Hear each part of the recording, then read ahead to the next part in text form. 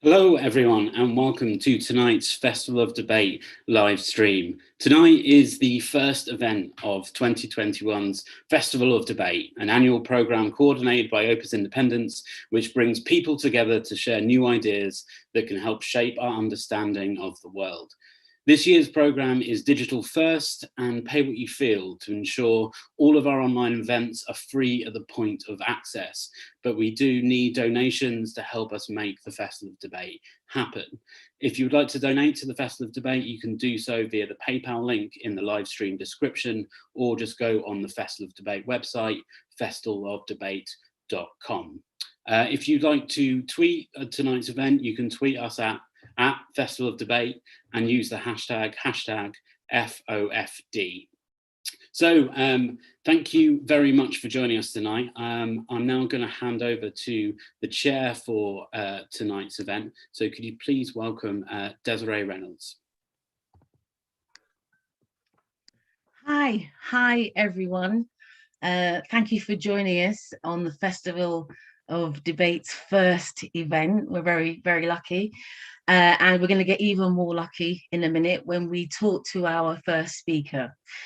Joining us today is award-winning columnist, although I don't think he likes award-winning, but we can talk about that later on. Journalist and novelist Sathnam Sanghera, whose books include the memoir The Boy with the Top Knot, Love Secrets and Lies in Wolverhampton, and novel Marriage Material. Today, to discuss his latest book, Empireland, How Imperialism Shaped Modern Britain, and some other stuff too, we'll welcome Sathnam Sanghera. Hello. Hi, Desiree. Hello. Hi, have you finished your biscuit? I have. Yeah, God is giving away the secrets, man. Showbiz secrets. But I am, for the first time since last lockdown, I am out of my house. I'm in a hotel in Cornwall. We're going to find out about that, I think, later on, aren't we? We're going to ask you about what you're doing there, what you're up to, because you're always up to something.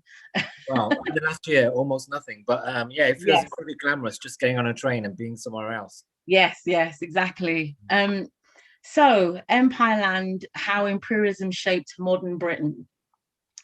So when we talk about empire and Britain's imperial past, we're also talking about race and racism, white supremacy, history, British exceptionalism, propaganda, economics. It covers a wide range of things. This is a hugely contentious issue. If anybody has seen Sathnam's Twitter, it's like a dumpster fire on there of incredibly, I don't know how you manage. I think we're going to talk about that as well later. Right, my life is a dumpster fire. I think it's contentious, and we can talk about this. I think it's contentious because we continuously ask the wrong questions.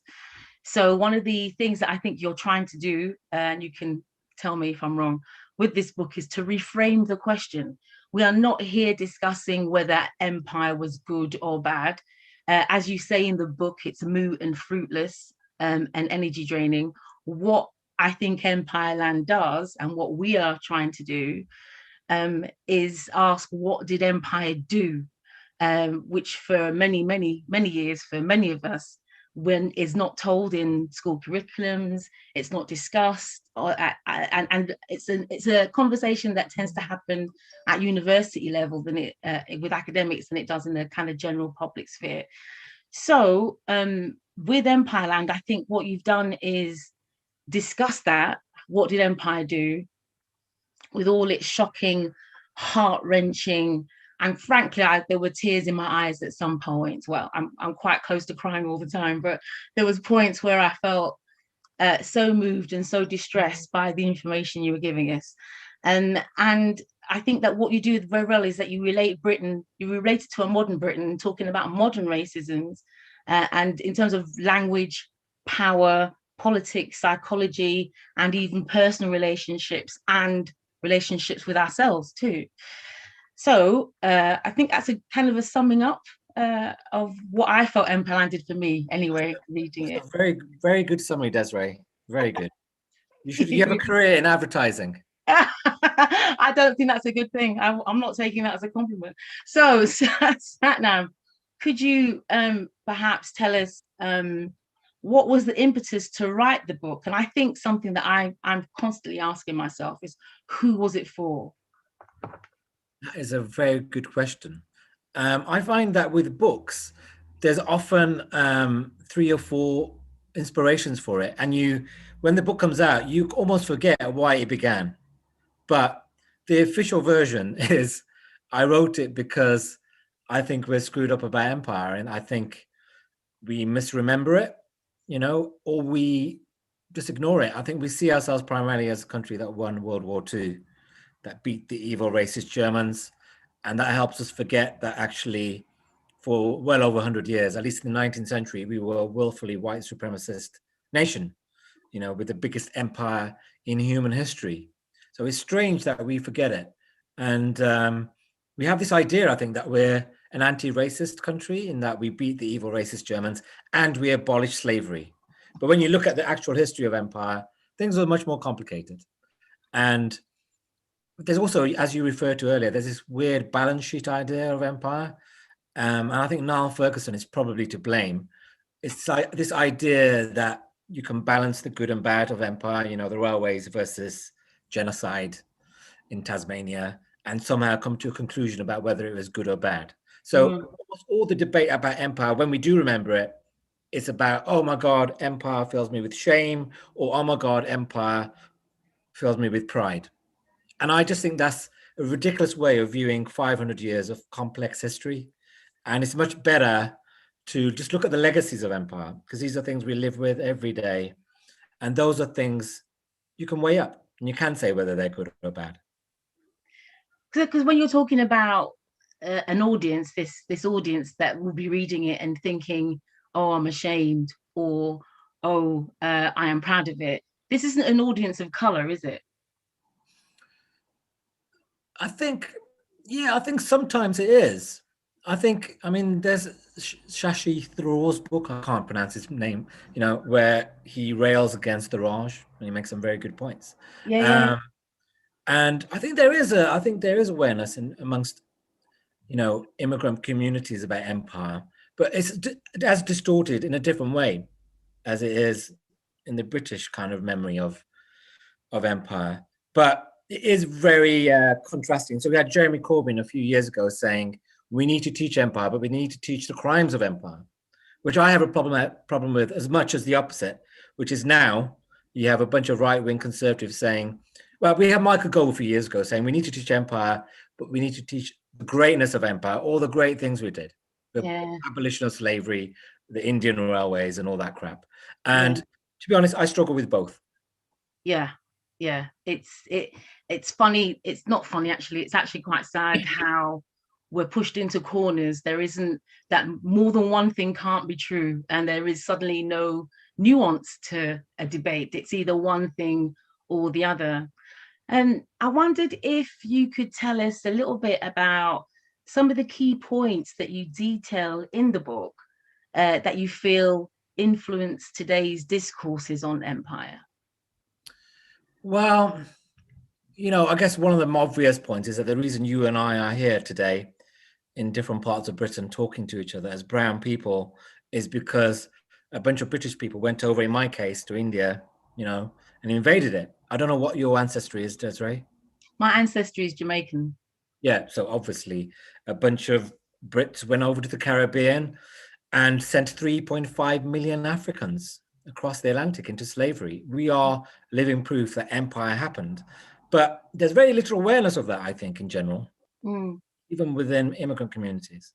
But also, I think we have a particular brand of racism in this country.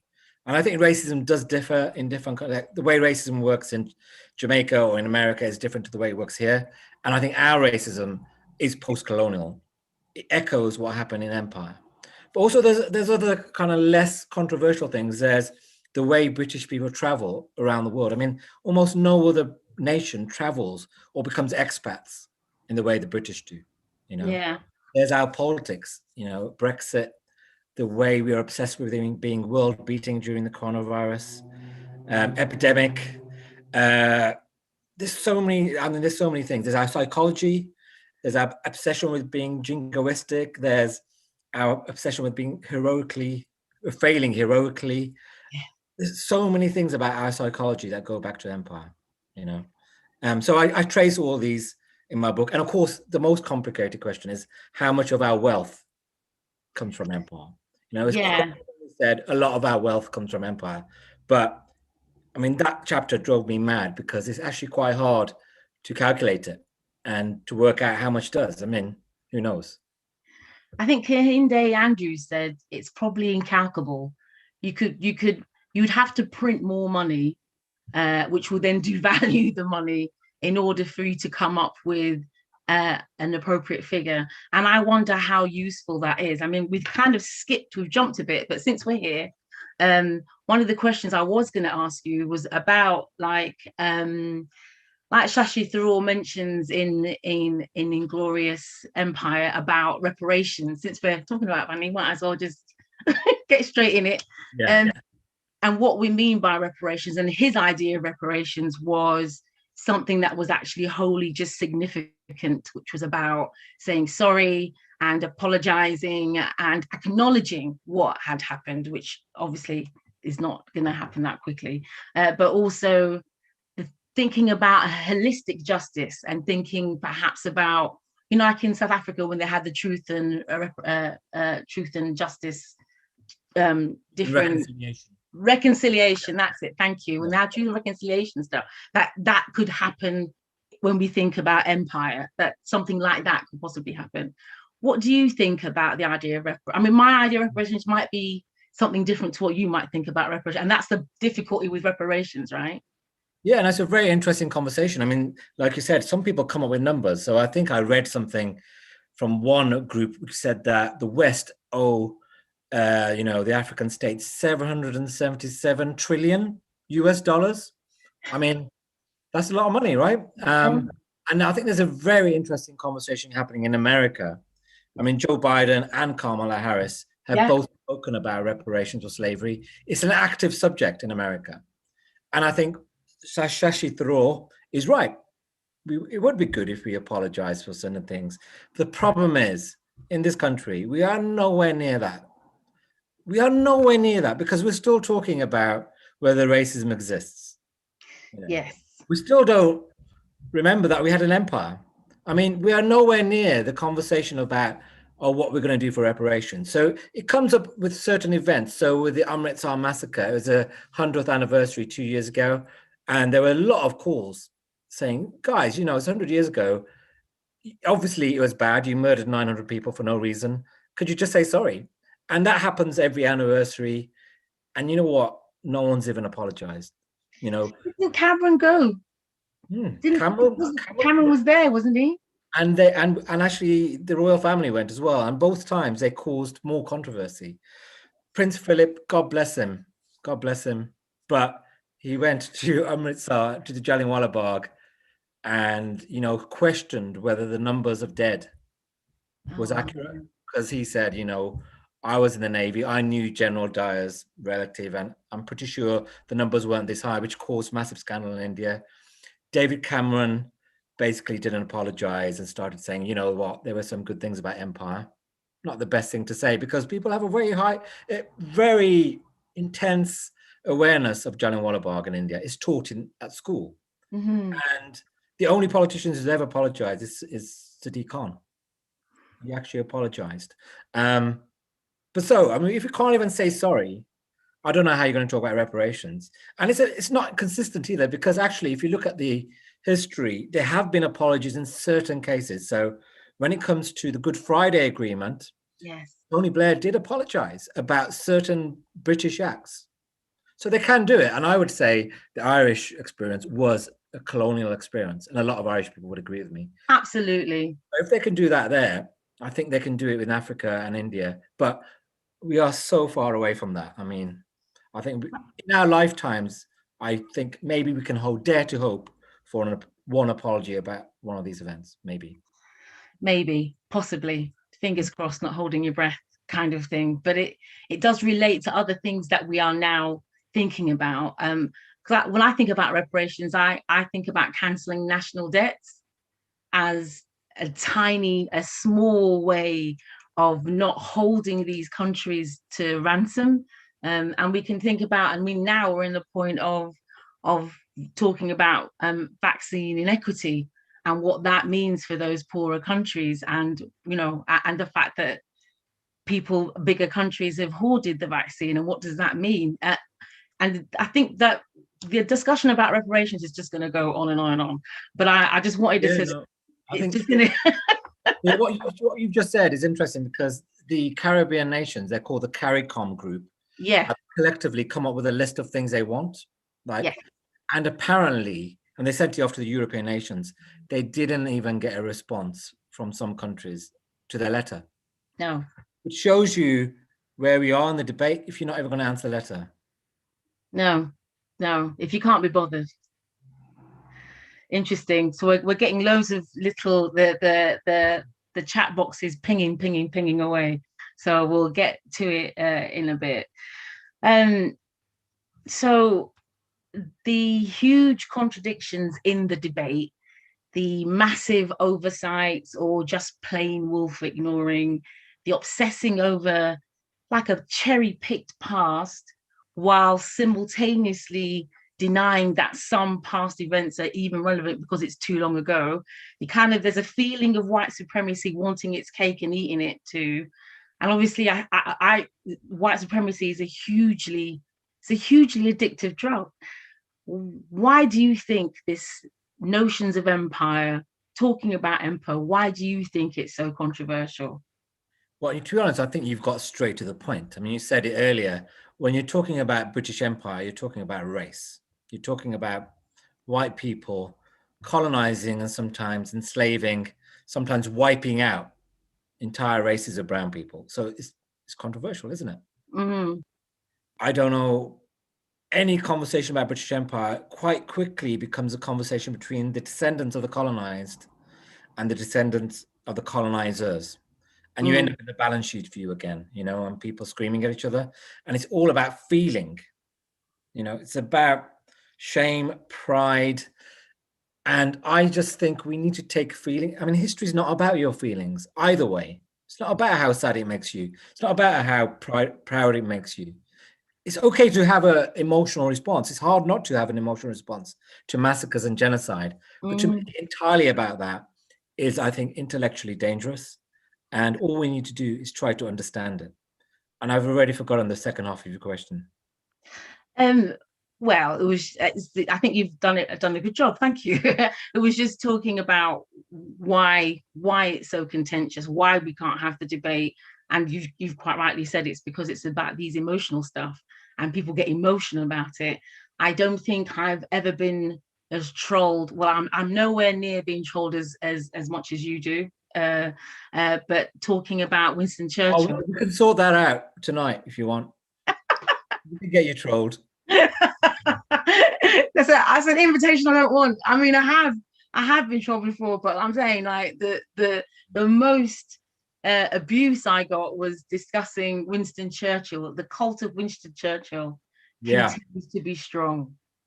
To be honest, I get quite a lot of abuse, but actually David Oyelowo gets much worse abuse. Yeah. And women of color get the most abuse when they talk on this. There's a hierarchy. Women of color, black men, then all brown men. Yeah. You know what I mean? And so actually, I think you said something about empire, you'd get more crap than I do. But yeah, I mean, basically, the reason that's happening is because until now, the imperial story has been basically told by white men of a certain age. Yeah. And suddenly you are getting brown people, men and women, telling the imperial story.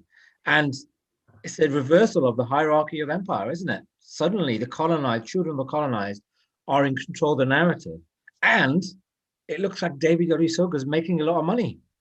I mean, that just drives certain racists insane. It drives them mad. And I've noticed in the racist abuse, the letters I get, quite often people say, you know what, I should write a book.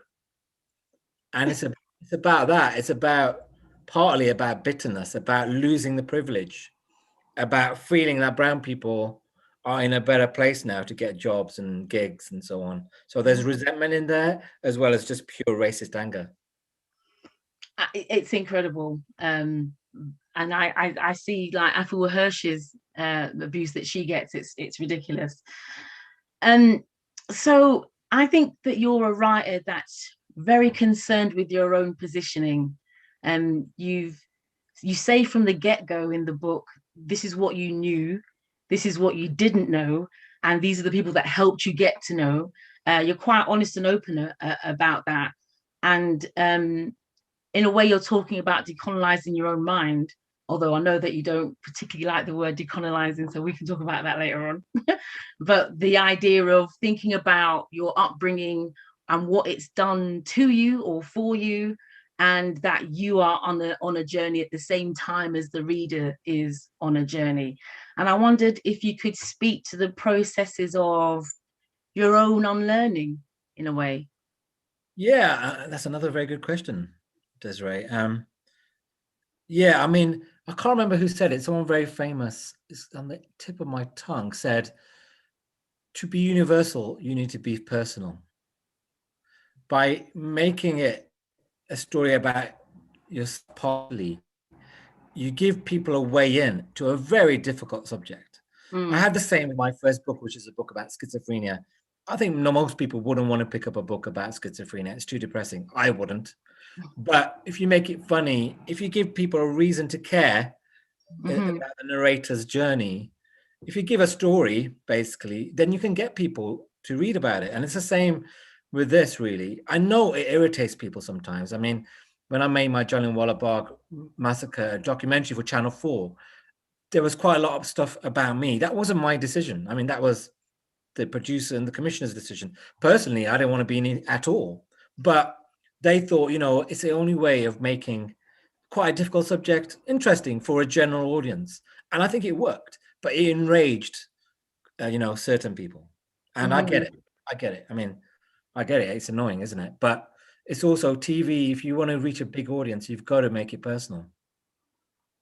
And what about going through your own unlearning? So your upbringing from working class Wolverhampton, my upbringing is at working class Clapham, which is no longer working class at all. And then going to grammar school and then on to Cambridge, and you felt, and this is what you say in the book, that you were taught stuff that had an impact on how you saw yourself and where you placed yourself in Empire. Yeah, that was the most surprising thing about writing the book, to be honest, because going to grammar school and then Cambridge University and ended up on Fleet Street was, the narrative of my life. It's like a symptom of my success, right?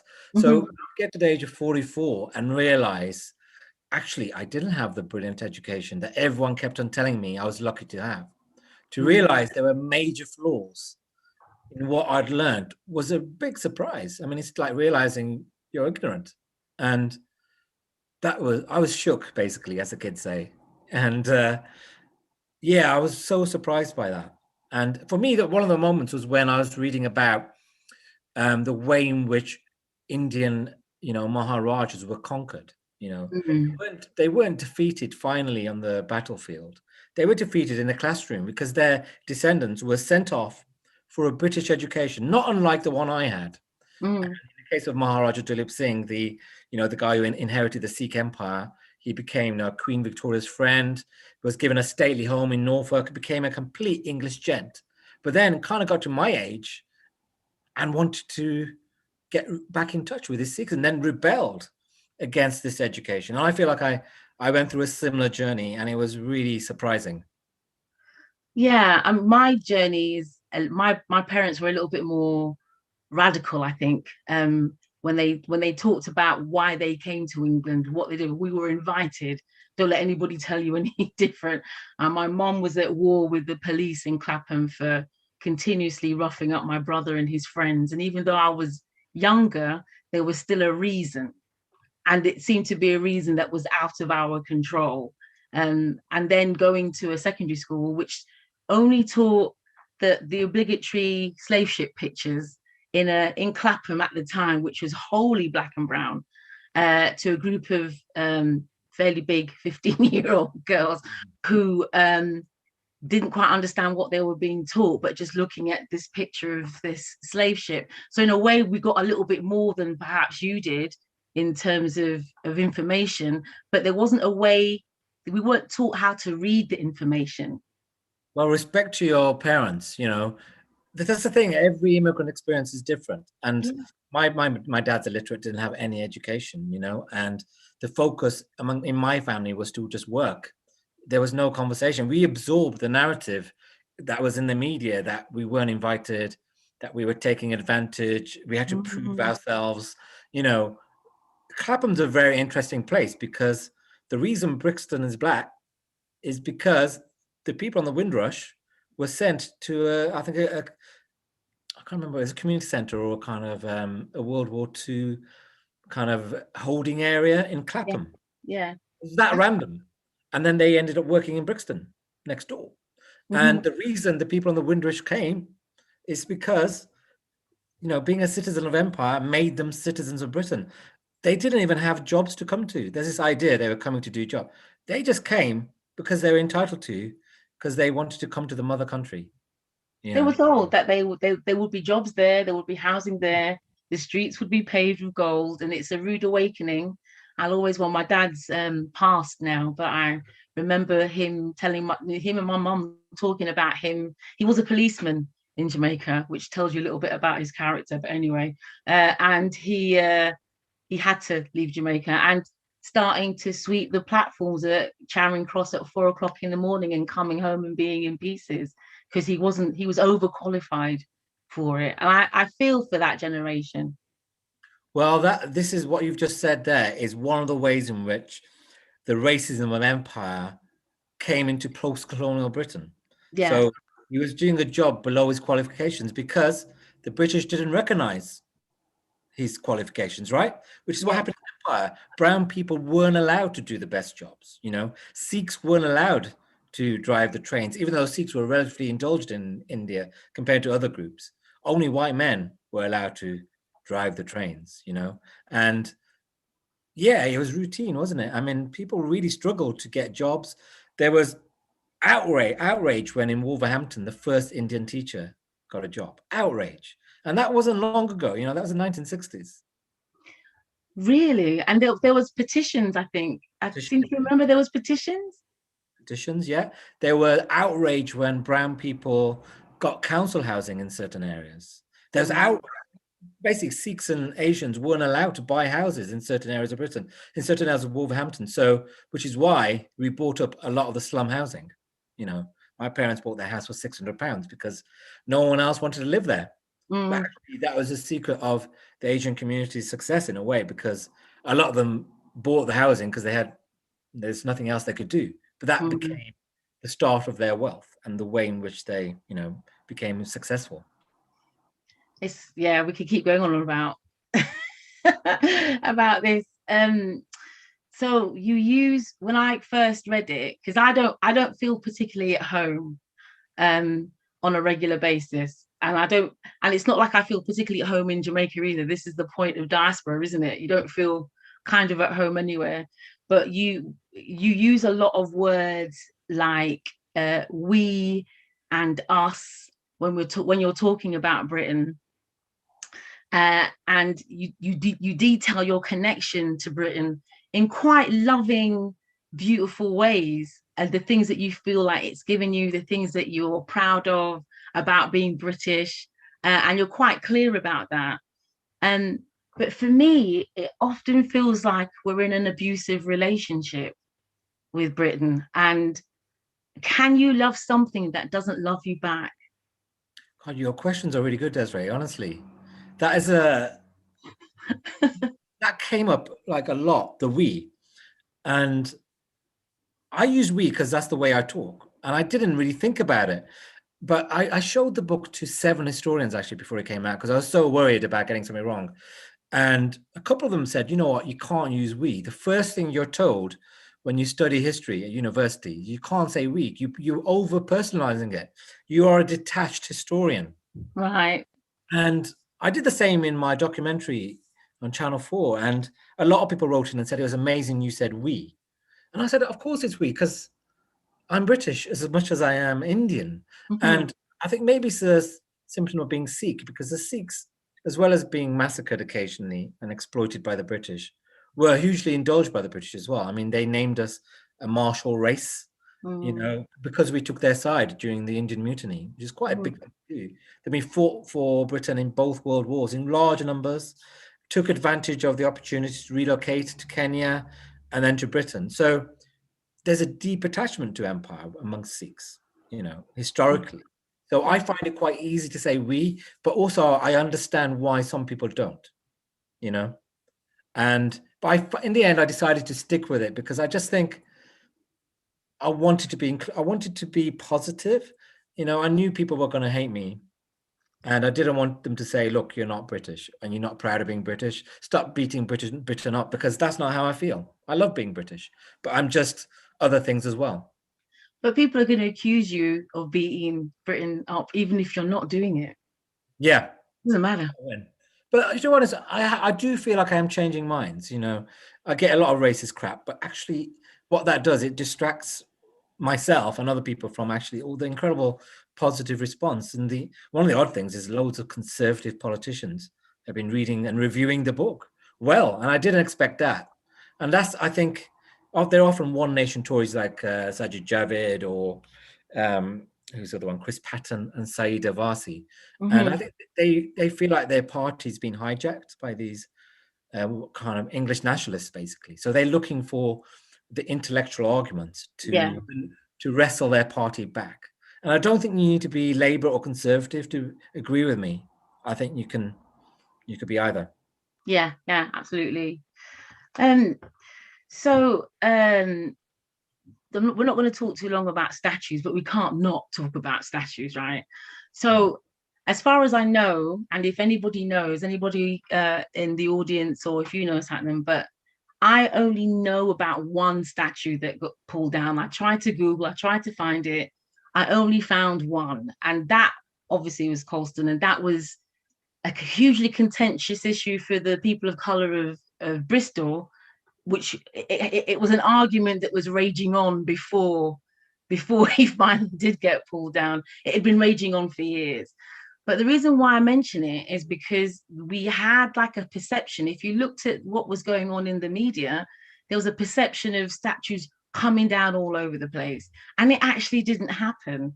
And this kind of weird, disproportionate response to the idea that maybe another statue, I mean, I know that statues were defaced and stuff, but maybe another statue might be thought, might be moved, became like such a massive deal. And I don't know if you've read Roddy Doyle's A Star Called Henry, set in 1917 in Ireland, 1916, I think, in Ireland. Beautiful book, one of my favorites.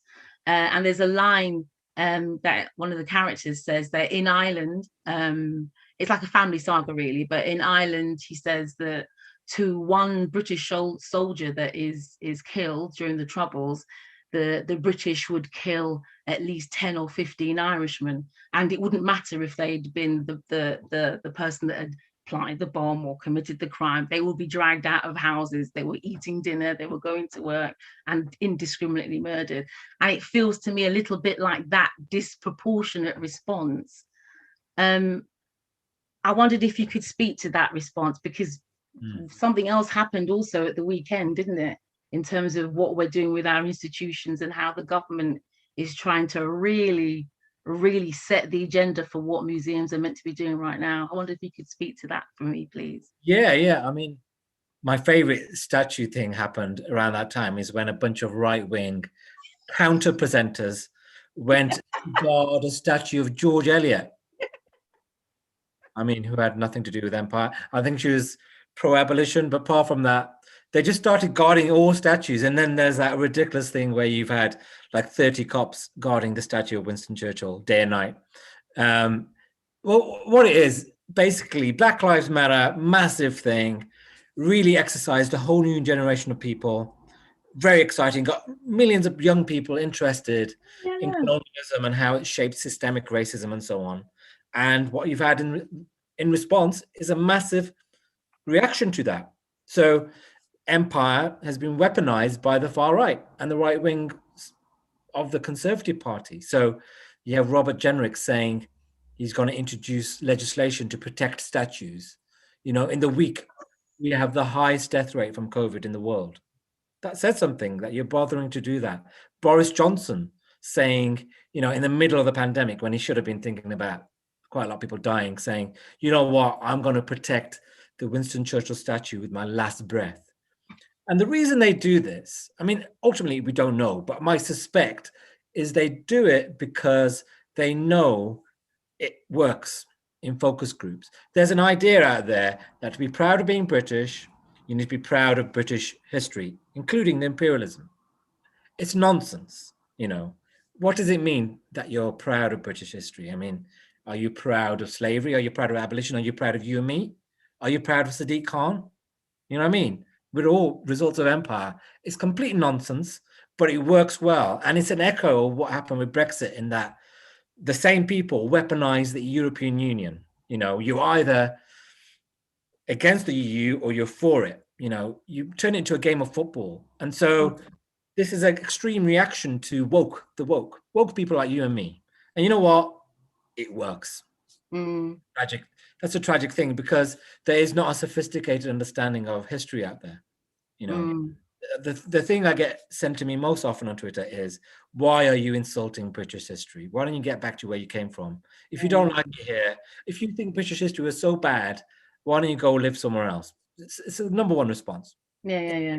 Nonsense, but it works. But these people, these politicians, should have a look at the people they're attracting. Because you know what?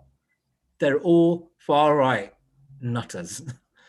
Do they care? This is what I'm concerned with. I wonder if they care.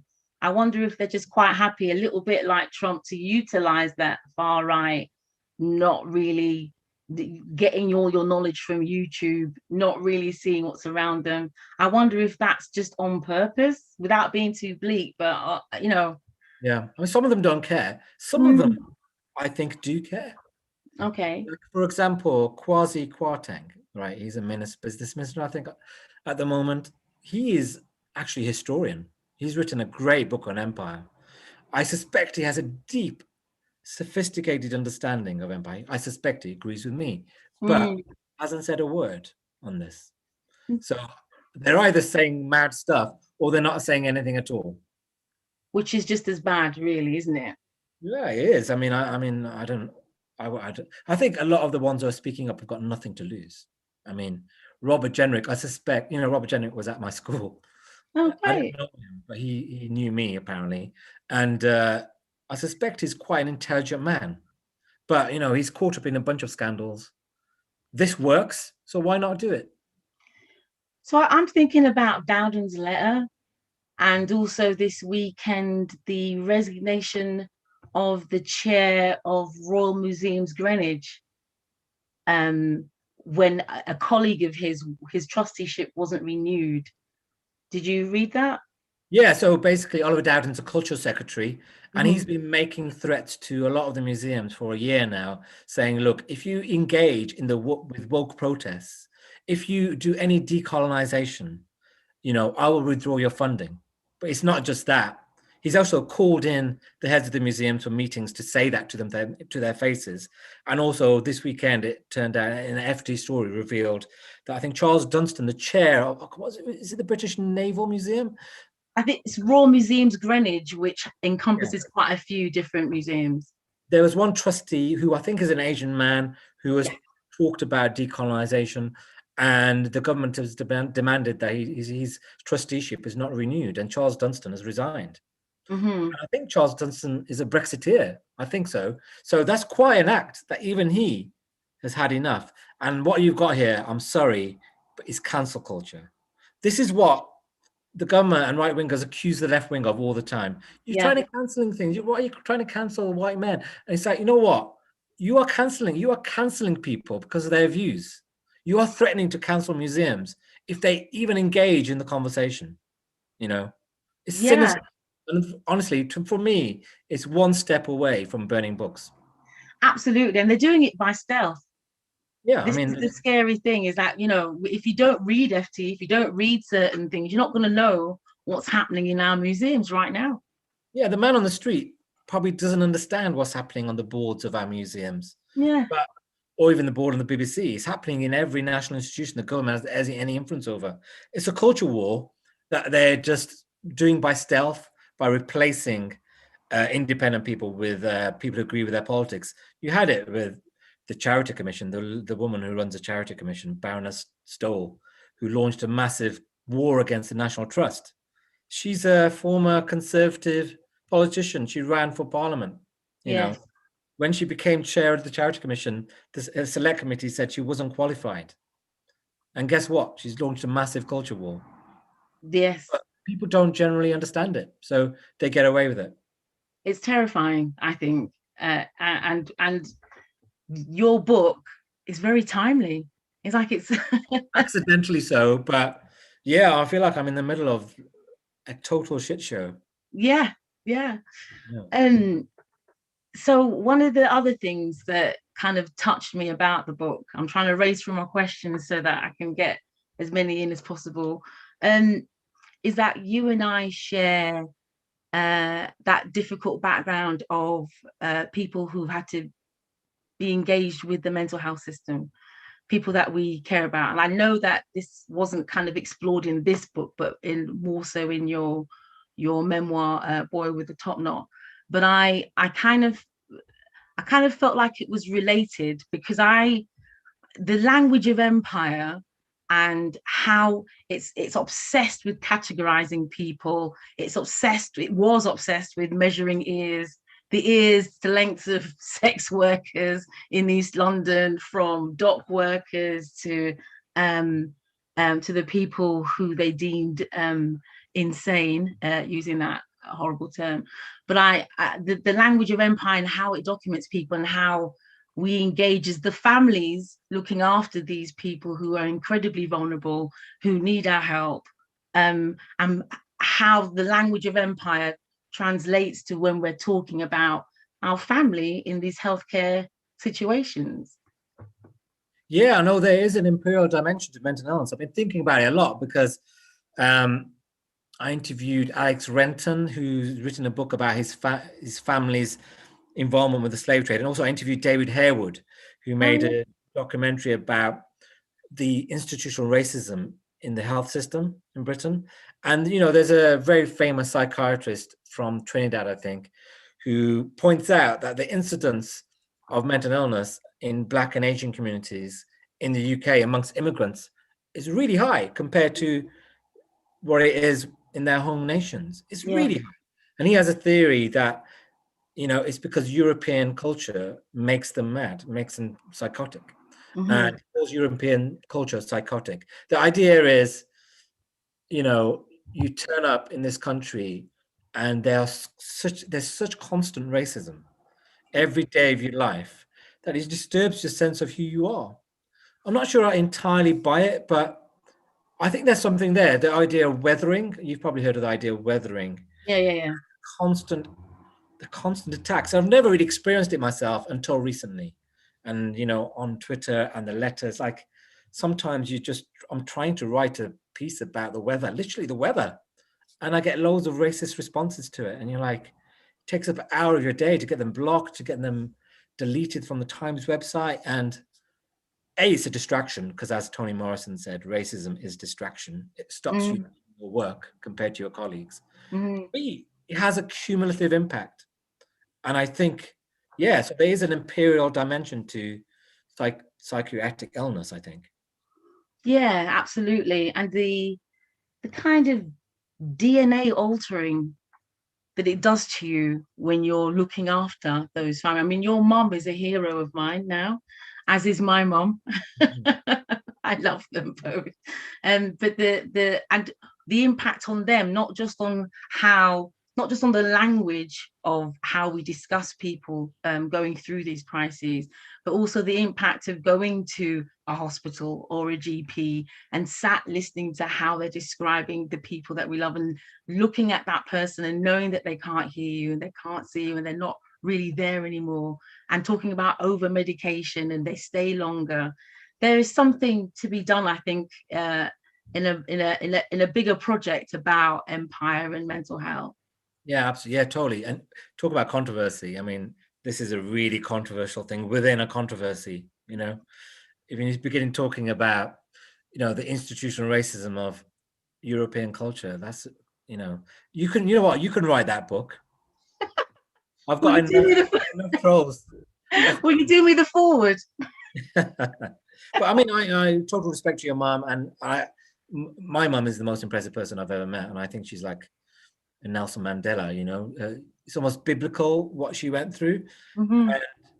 But you know what? People occasionally say, you know, you're a mental health champion, and I'm not, because to be honest, my experience in my family has taught me that if you have a severe mental illness, you just need to get treatment. I can't help you. If Mm, people come to me occasionally for help, all I'll do is I'll put you in touch with a psychiatrist, you know. mm, And if anything, I ran away from it as a kid, you know. I found it so difficult that I wanted to be anywhere else. So yeah. I've total respect for anyone who works in the mental health system, because it gets me really low. It really gets to me because I've got two people in my life with schizophrenia. Yeah. Dealing with it in my spare time, on top of that, is too much. Yeah. I was trustee for a while for a mental health charity, and I found it overwhelming. I was like, you know what, I haven't got the bandwidth to take on other people's problems because I'm struggling with my own families, you know. Yeah. So I'm definitely not a hero when it comes to mental health. But No. our And you don't, parents, sorry, say again, Sathnam. our parents are. Yeah, absolutely. Our parents are. And so I was thinking, because I'm a prose writer. I don't do memoirs because I don't want to tell anybody my business, and I don't do the amazing task and all the research that you've done, which is incredible. But I wondered whether a lot of how Britain sees themselves is through fiction. I've thought about perhaps, like Henry V and the Shakespeare's Henry V, Agincourt, our band of brothers, blah blah blah. I just wondered perhaps how Britain sees itself is also through fiction. I think it's complicated. I think, and this is a massive generalization, I think a lot more women read fiction than men. Men, I think, read a lot of history. Yeah. And I think I'm unusual because I much rather read novels than non-fiction. I would not until recently would I read a history book. I find history books don't concentrate on the things I'm interested in, like, you know, romance, character, dialogue, humor. There's Yeah. none of that in it. It's facts. And so I guess that's why my history book is unconventional, you know, because I dwelled on things that historians probably don't dwell on. And also, I find history books way too long. I mean, honestly, every book on empire is minimum 800 pages, you know, and it did The my head. weighty tome. And now I've written a book on empire. I'm getting sent more books on empire. It's like you could spend your whole life reading books on empire. So I actually went into this project thinking, you know what, I'm going to write a short book about empire. That was my ambition, which is quite unusual because I'm not necessarily a short writer, but brevity is a much underrated literary quality. I like that, because also you're a columnist as well, so you're trained to keep things to a certain word count. So then to go into this, There should be a book award for the best short book of the year. Don't you think? I'm with you. I'm with you on that one. Everything's too long. Everything's too long. Everything's too long. Yeah. So what I was going to ask you, so we've got another few minutes of us chatting, and then I'm going to go to the Q&A section. Yeah, So, I feel like people should see how beautiful it is here. You probably yeah, it's so nice. I'm going to shut it again because you can't see my face. it is very, very pretty. Yeah. So one of my other questions I was going to ask you is in the book you mentioned that you're not quite certain about the word decolonial or to decolonize, and I wondered if you'd like to speak to that for us. Yeah, I totally agree with decolonization. We need to do it, but I think the word is very problematic because what it does, as we've talked about earlier, there's basically a culture war. It gives bad faith actors the opportunity to suggest that people who are trying to decolonize curriculums and so on in museums are trying to delete British history. They're trying to delete white men, you know, and that's not what decolonization is about. And you had it in the race report, you know, which said, the Sewell report, which said, you know what, decolonization is really dangerous. We don't agree with the deletion of white men from curriculums. And it's like, that is not what decolonization is. Mm. It's about the fact that I got to my final term of university before I read a single brown author. That is a failure of education, you know, it's a failure of academia. You know, my education wasn't wide enough. And I think if we talk about widening the curriculum, that is better. And so, I mean, the problem, I studied Jane Austen at for A-level, Mansfield Park, bored me to tears. But then I discovered last year that Mansfield Park has a whole subplot to do with slavery, in that the Yeah. old Edward Said famously wrote, the characters in the book were slave owners. They actually even talk about it at one point. And Yeah. the silence means something. And so we can teach that. We can teach the Tudors and tell kids that actually there were black and brown people in Britain at that time, that there were black people in Henry VIII's court, that Elizabeth I was complaining about there being too many black people in London, I think in 1597. You know, so you can carry on teaching the same stuff, but just include things. You know, it's about widening it. You can teach the world wars, but then tell people that millions of black and Asian soldiers, you know, died or fought and died for a country that colonized them. Something I was never told about, you know, having sat through probably 50 Remembrance Day services in my life, no one ever mentioned it.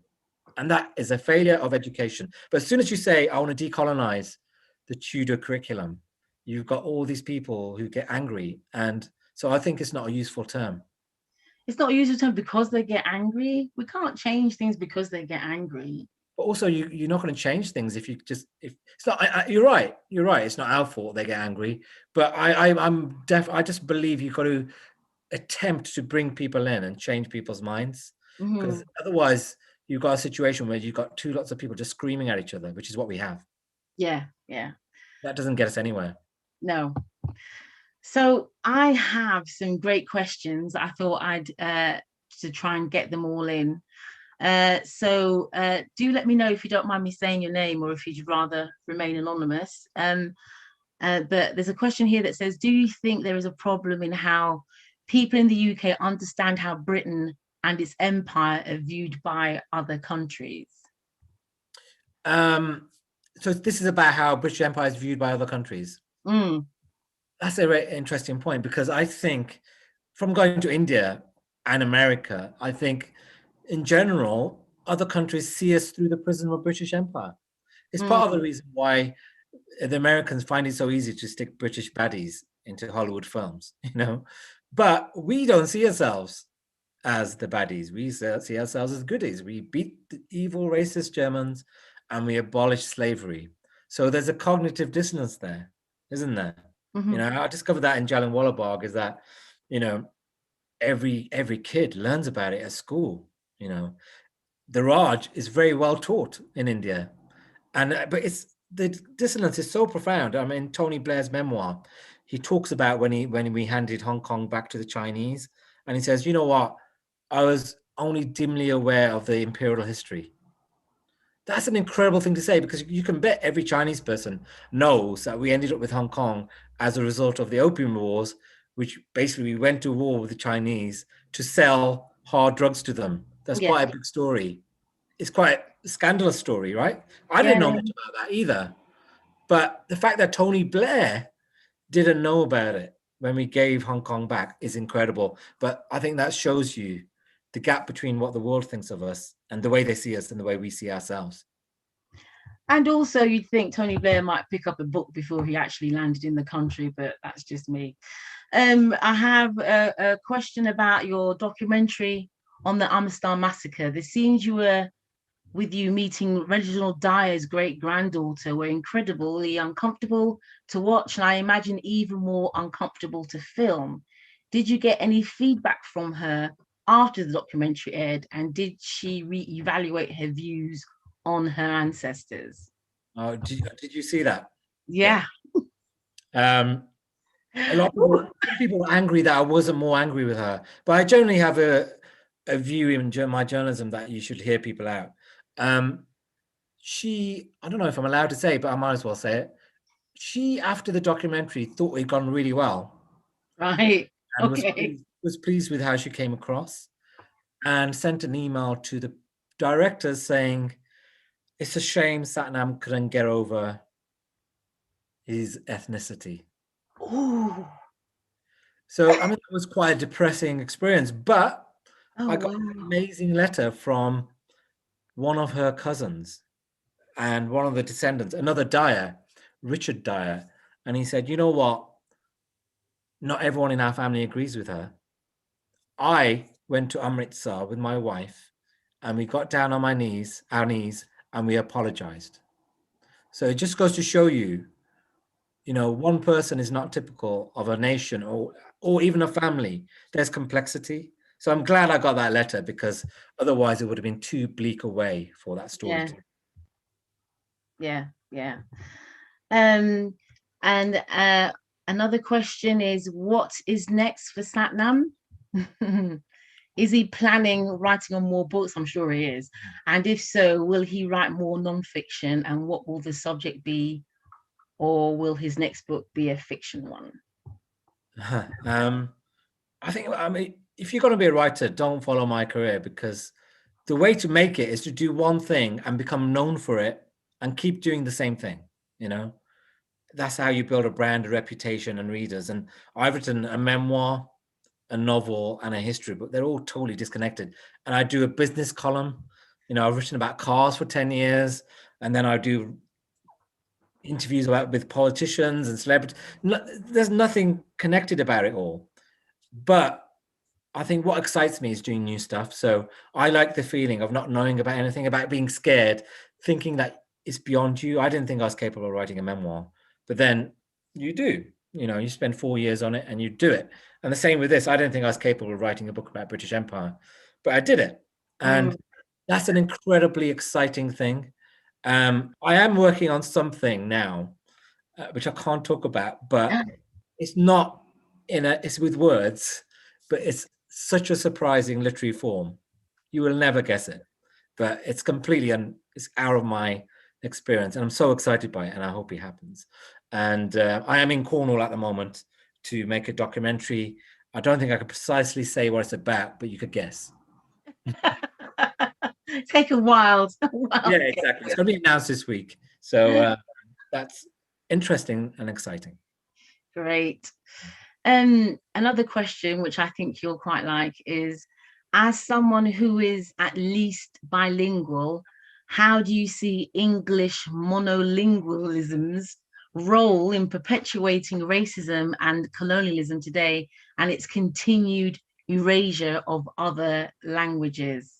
Yeah, that's a very interesting point. I've been thinking about that because I've been writing a column this week about Boris Johnson, and I've been reading a biography. Not a particularly fun thing to do, but Boris Johnson, he's multilingual. He speaks fluent French, but whenever he speaks French in public, he speaks it as if he's bad at the language. Yeah, he's trying to come across as man of the people, silly old duffer kind of guy. I talk about this in my book, in that we have a tradition of anti-intellectualism. He doesn't want to look clever, because being a bumbling buffoon is worked for him. And it's such a weird thing that you'd want to underplay your intelligence. But when it comes to British attitudes about languages, we're really quite screwed up about it, because, during Empire, actually, we were quite good at learning other people's languages. I mean, Enoch Powell learned Urdu because he wanted to be Viceroy of India. And, we had a school, I think Helbury College was set up by the East India Company to teach officers of Empire Indian languages. But now, of course, you've got a situation where we are one of the worst countries in the world at picking up other languages. And basically, we travel the world shouting English at people. So, I mean, so confusing. So we've got a prime minister who's bilingual, and then pretends he's not. We have a history of learning other people's languages, and then we've become a nation that doesn't learn languages. No. So make sense of that. I mean, it's very complicated. There's all sorts of weirdness there. It's too much. Other questions are coming in thick and fast. other than pressing your wonderful book into other people's hands, Sathnam, what can the average person be doing to combat ignorance and racism around the issue of empire? And this question gets asked a lot of the people of color engaged in this kind of conversation get asked a lot about, well, what can we do? Yeah, I mean, there is suddenly a load of writers. I mean, Carla, I guess, was one of the first. Shashi Thoreau, whose name I still can't pronounce. William Dalrymple. Maybe I'm bad at languages. Oh my God. Uh, there's loads of writing suddenly, and I think there's going to be a lot more. So support those writers. When people are trolled, you know, basically support them. And I think a lot of people assume you're okay, and sometimes you're not. And I think moral support counts for a lot. And also, I find I'm reading James O'Brien's new book at the moment about how not to be wrong. And he makes a very important point. And he says, you don't change people's minds. I mean, he spends a lot of his time arguing with people who think he's an idiot, right? He says, you don't change people's minds by debating them or arguing with them. You change people's minds by asking them questions, by interrogating their views. Like, why do you believe that? Why are you proud of British history? So that would be my one tip. Is if you're engaging with people in your life, with people who are nostalgic about empire, who have strange attitudes, who are ignorant, ask them questions. You know, don't necessarily shout at them, because that's not a good way of changing minds. No. What view do you take of the historical account that British colonialism, can't talk for some reason, that British colonialism was not interested in assimilation of its subjects, unlike the French Empire, which had the exact opposite aims? I don't know enough about what happened with the French Empire, but I do know in the British Empire, it was so complicated that when it came to, I guess it's not assimilation, having relationships with brown people, miscegenation is what they call it. I always wonder whether I'm pronouncing it right. Mixed race relationships. This is an example of how complicated empire was, in that in the early stages of British Empire in India, East India officers were allowed to have relationships with Indian women, encouraged. The East India Company sometimes even paid for weddings and christenings, right?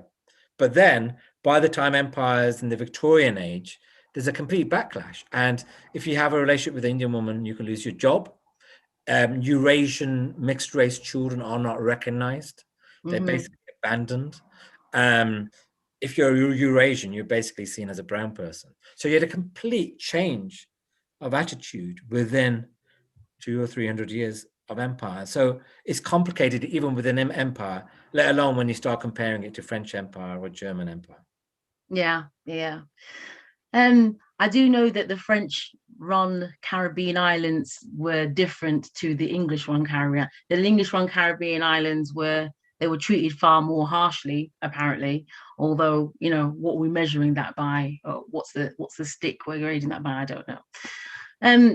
The other question is, it's quite a long one, about someone who came to the UK when they were 18, and that he talked about that Sathnam uses we and us. I wonder if you have any thoughts about a dual identity. I mean, I personally struggle when talking about racism. It seems being a brown person, you're expected to work hard, and there's always a reminder in something about you doesn't fit well into British culture. Have you experienced that, and have you got any advice on how to cope with it? Well, this is the universal theme of all immigrants and the children of immigrants who struggle with this around the world, don't they? Having dual identity. My memoir deals a lot with it. And I think we all have a different way of experiencing this confusion, don't we? I experienced it in probably quite an untypical way, in that I was very, very Asian. You know, when I grew up, I had a top knot. I didn't speak English until I went to school. I was very Sikh. But then I basically made it my mission to become the opposite, you know. So my mission in life was to leave Wolverhampton, you know, and I went to a posh school, Cambridge University, the Financial Times, the establishment. And then I was barely Asian at all. You know, I'd very rarely talked about race, and I never wrote about it. I think I was like the age of 30 by the time I even wrote about race. So, but I realized that's not the way most people experience it. Some people experience it at school. Some people feel more brown than white. Some people get accused of being a coconut by their brown friends, you know? Some people, like Munira Mirza, who works with Boris Johnson, just thinks we should become entirely British, you know? We shouldn't, racism isn't a thing. And, you know, so we all have different ways of dealing with it. And I think accepting racial diversity is understanding that we have different views. I mean, it can be difficult seeing brown people, you know, saying things that you're used to hearing from right-wing white people. But ultimately, it's a free world, and it is a kind of diversity. You know, I struggle with it, hearing, you know, certain brown cabinet ministers come out with stuff. But when people start saying things like, oh, they're traitors to their race, I think that's not fair. And they're entitled to their views. It's a form of diversity, you know? It's a tricky one. I think it is, because then we're talking about where do we draw the line, and thinking about harm. And, you know, we're talking a lot about language, and you can take offense to anything. You could take offense to my earrings, although I don't see why you would. You could take offense to absolutely anything. But when we're talking about language that harms people, then that's another thing. I would say, actually, it's not that complicated, because the moment you're saying someone has to have a certain view because of their skin color, that is racism. It's racism. It's difficult because you feel like you've lost a champion who could help, you know, but you've got to just accept it. Right. Oh, another question. Has your awareness of understanding of mental health issues shaped how you researched Empire? Probably not, but I came up to something again. And Kim Wagner is a historian I really respect, and he specializes. He's writing a book about colonial violence, and you know, I read a lot of examples of colonial violence. You know, describe a genocide in the book. Described all sorts of horrible ways brown people were killed, tortured, and raped. You know, the details of slavery. And I felt it was important to explain exactly what happened, to not flinch, you know. But it did affect my mental health in that I started having nightmares when I was writing some of those chapters. You know, it started affecting my sleep. And in the end, I stopped reading about that stuff after 3 p.m. because I found if I read about it in the morning, I could kind of forget about it a bit before the evening. So I think you need to be careful with your mental health when you're confronting some of this racial violence. You know, some of the stuff when these Sikhs were tied to the end of cannons, you know, and blown up, so their body parts were scattered across a wide area, so their families couldn't even give them a proper funeral. That stuff is hard to deal with. I mean, there's paintings of these scenes, but it can get to people. And there's a famous example of a historian who wrote about, you know, Japanese violence during the Second World War and the rape. And she wrote one of the most acclaimed books about what happened, and, you know, committed suicide after it became a bestseller. You know, it can really affect you as a writer, dwelling on this stuff for days and weeks on end. And also, I think I wouldn't recommend my book to people below the age of 15, because I think it's quite traumatic, some of it. So it's important to bear witness. Yeah. And important to look after yourself as well as you're doing the bearing, the witnessing. And this is quite a long, complicated question, but just trying to pare it down a little bit. What this person is saying is that imperialism is also a 21st century phenomenon. And would you agree with that? I would say it's not a 20th or 21st century phenomenon. Empires were the way the world was ordered until recently. The nation state is quite a modern idea. You know, the idea you have England, France, Germany. before this, it was a history of empires. You had the Sikh Empire, the Mughal Empire, the Roman Empire, the Prussian Empire, the German, that was the way the world was ordered, And I think it's important to remember that. I try to remember the Sikh Empire and remember that the British Empire wasn't the first or the last. And you can argue that certain empires still exist. You could argue there's an American empire now, You could argue there's a Chinese. You could argue definitely that the Russians are trying to create an empire. So I think it's very important to remember that, to put it into perspective. And there's some great podcasts about this, and I'll try to remember the name before Tom Holland. We listen to Tom Holland's "The Rest Is History" podcast on empires, which puts a lot of this into perspective. I think so. This guy who asked this question I think he's talking about economics, and how we, how, when and how taxes are paid, who pays them, what money goes to proportion of, like, his example here is Starbucks, how much money goes to a starving coffee farmer, how much shirts that are made in Bangladesh goes to the woman working on it 70 hours per week on those shirts, but still can't feed their kids. So I think you might have mentioned something called soft colonialism. Did you put that in there? Something where it's not necessarily an engagement that's using military force, which is what happened during empire, but that it's something that's about economics. Yeah, it's like using financial influence, to create an empire. It's like financial colonialism, isn't it? It's like where a country decides to invest money can make a big difference, and it means that you can have influence over a country, can't it? And America does that. You could argue Britain does that. But I mean, the example this viewer, thank you for your question, gives, I think, more than being an example of imperialism, is an example of modern slavery. And to be honest, I was a child victim. I was working for 50p an hour in a factory in Wolverhampton throughout my childhood, and I know it exists in Britain. But one of the things you get now when you talk about Britain's involvement in transatlantic slavery, you get a lot of whataboutery. And one of the things people say is, why don't you talk instead about modern slavery rather than this historic act? And it's like, you know what?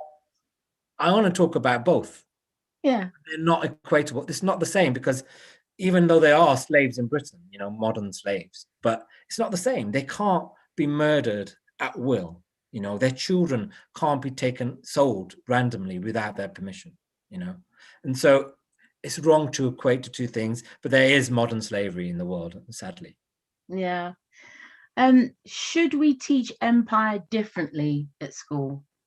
Well, yes, obviously. I think we should teach it. That would be a progress. If I'm right, actually, I know this because I've researched it, is taught better than it was in our generation. There has to be some teaching of empire in Key Stage 3. So generally, most kids will learn about slavery, and they'll maybe learn something about empire a bit. My argument is the only compulsory thing about empire, about history, is the Holocaust. That's the only compulsory thing. I would say next to the Holocaust, it should be compulsory to teach about British Empire, because it explains why we're a multicultural society. And because we don't understand that, our conversations about race are insane. They're illiterate, and we keep on having the circular arguments, and we've got such little awareness of who we are. And so I would love empire to become compulsory in the national curriculum. I'm not sure what this question means about teaching it differently, as maybe teaching it separately from other subjects, perhaps. Yeah, I mean, it's like the Holocaust. I mean, most people don't take history as an option at GCSE. I mean, very few people do. Even fewer people do it for A-level and university. So you're talking about people pre-GCSE. What are they actually taught? So they're probably taught about slavery and the Holocaust. I would say you need to teach British Empire to make sense of everything, frankly. So I've got a little reply from my probably bungling of that question before about economics, which is my question is about continuity between today and the past, yet the decolonization debate is all about the past, and this is a huge concession to the imperialists. Sorry, I missed that question. You have to rephrase it for me. So so what this the question that I've said was relating to perhaps economics and thinking about where money goes and who gets paid properly for a day's work. He's come back and said it's that his question was really about continuity between today and the past. Yet the decolonization debate is all about the past, and this is a huge concession to the imperialists. Yeah, I mean, I argue at length in my book about it's called about how imperialism shapes modern Britain. So I explain at great length how, for example, the racism of empire has turned into the racism of today.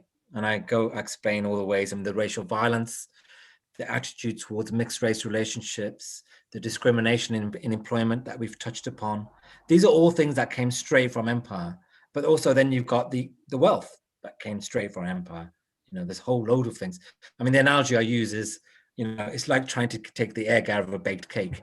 It's very hard to point to the exact ways in which, you know, our wealth comes from empire, but it's everywhere. The reason Liverpool is as big as it is, and Bristol and actually parts of London, is because of empire. You know, Glasgow is the second city of empire.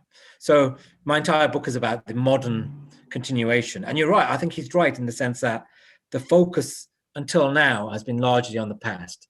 And it kind of supports the argument that this doesn't matter anymore. It's historic, you know, but the entire argument of my book is that this matters now. It explains so much about who we are today. So would the teaching of history at school be better framed in something along the lines of identity studies? Oh, I don't know. No, that's I'm not sure about that.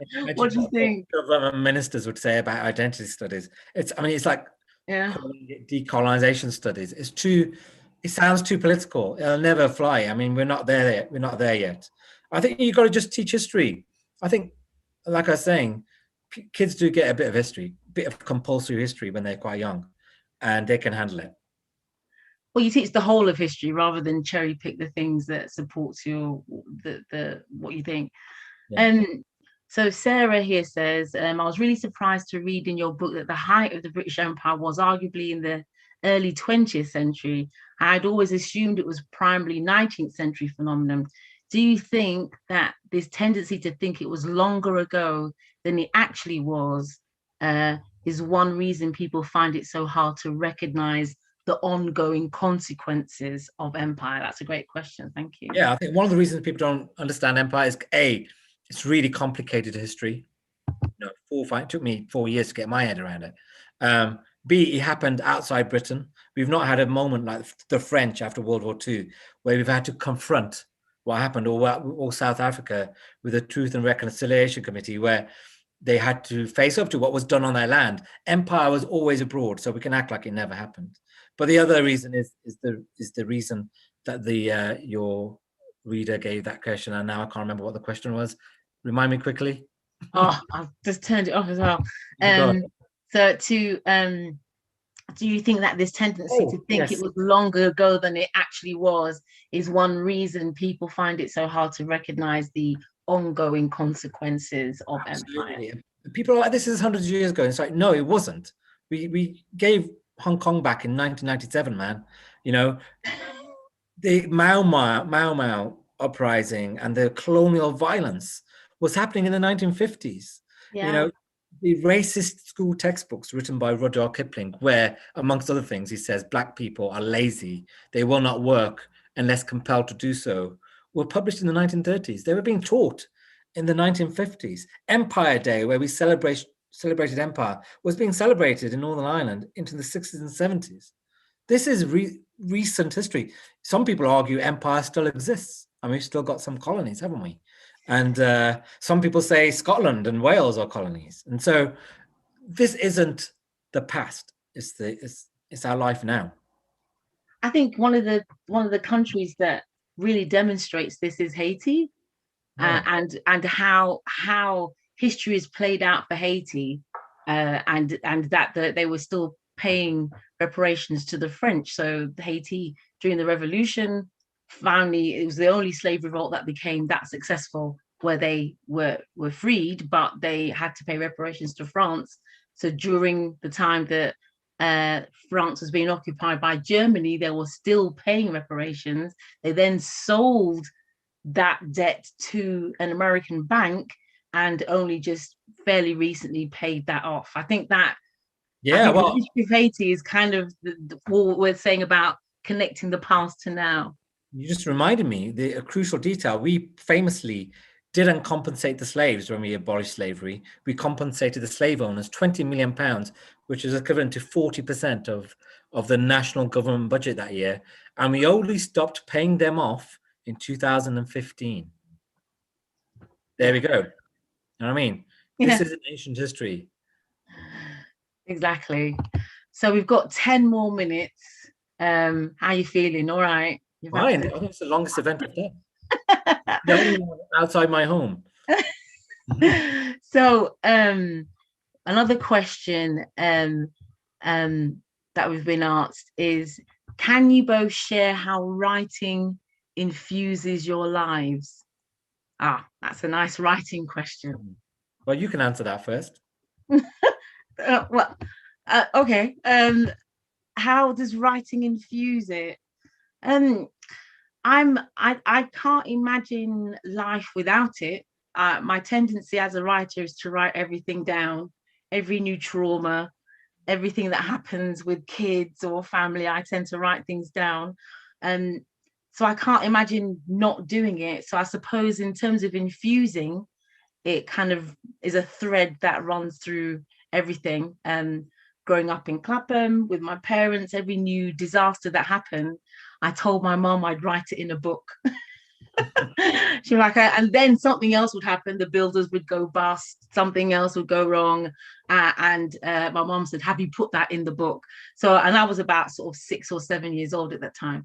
So in terms of how it infuses, I think it's a thread that travels along with me that never quite goes away either. What do you think, Sathnam? Yeah, the same. I mean, I think a writer is someone who writes all the time, frankly. And a writer is someone who takes notes. I think that's really important. Often people don't take notes and then they can't remember stuff. That's my one piece of advice. If you want to be a writer, is always take notes and note down every detail. But in my life, I mean, I feel very privileged. I mean, there's almost nothing I do in my life that doesn't involve writing. You know, if I see something I enjoy on Netflix, I'll probably write about it. You know, for 10 years, you know, I basically drove everywhere because I was writing car reviews, you know, and I write about my family. I write about my lockdown with my nieces. I write about what I'm thinking about history.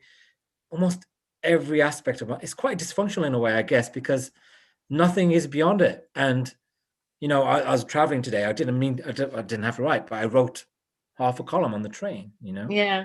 And I had an idea for something else. And for me, to write is to feel less lonely, is to connect, and it's to give existence meaning. I don't think I'd exist without writing, which is a terrible thing to say, probably, because one day I might not be able to write. Well, it's a friend of mine once said, he's a writer, said that every bit of writing is an act of love.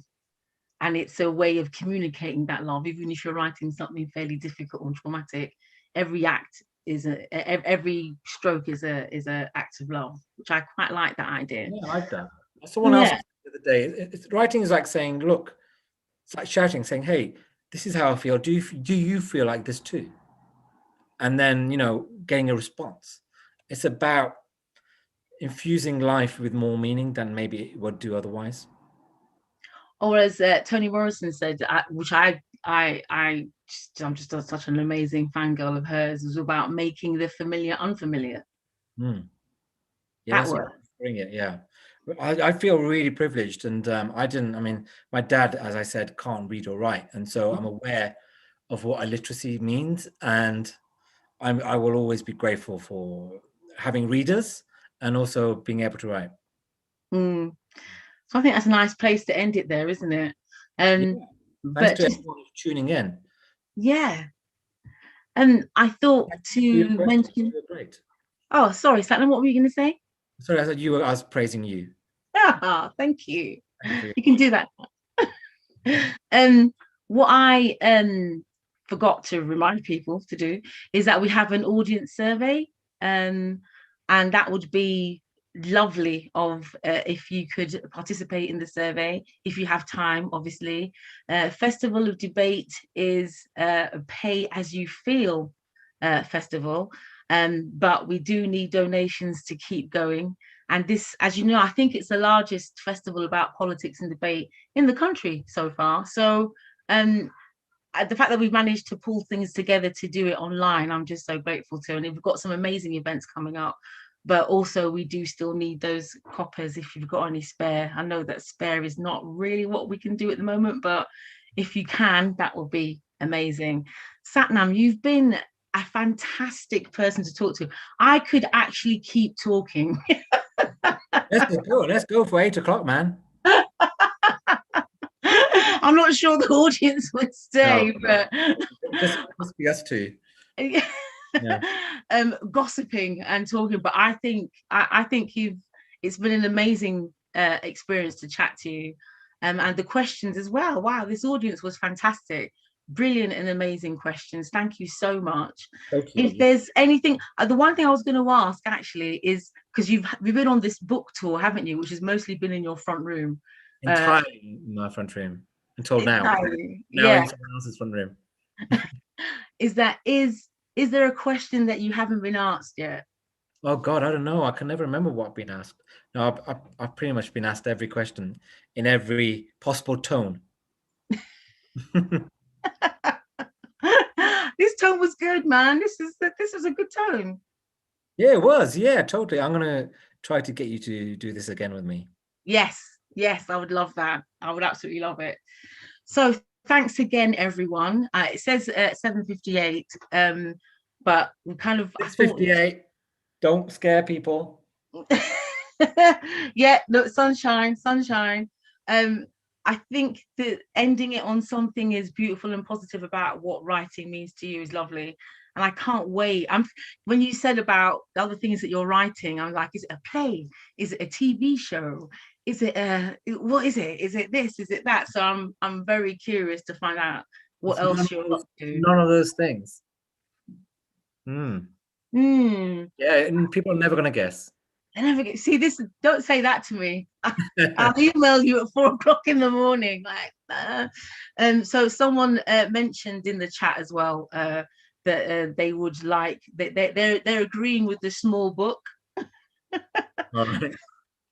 and that they would like an award for a small impactful book. Yeah, totally. Someone's asked for, is it a rap? It's not. Well, you know, it's probably the warmest. That's all I'm going to say. The warmest. You see, is it a rap would be interesting. I don't want to curse it in case it dies a death. Okay, fair enough. Privately. All right. Thank you. Well, now we're into 7. Thank you so much, Sathnam. And wishing you well on everything that you're doing. And let's do this again. Yeah, totally. Thanks, everyone. It's been really nice. Thank you. Thank you. Take care. Bye.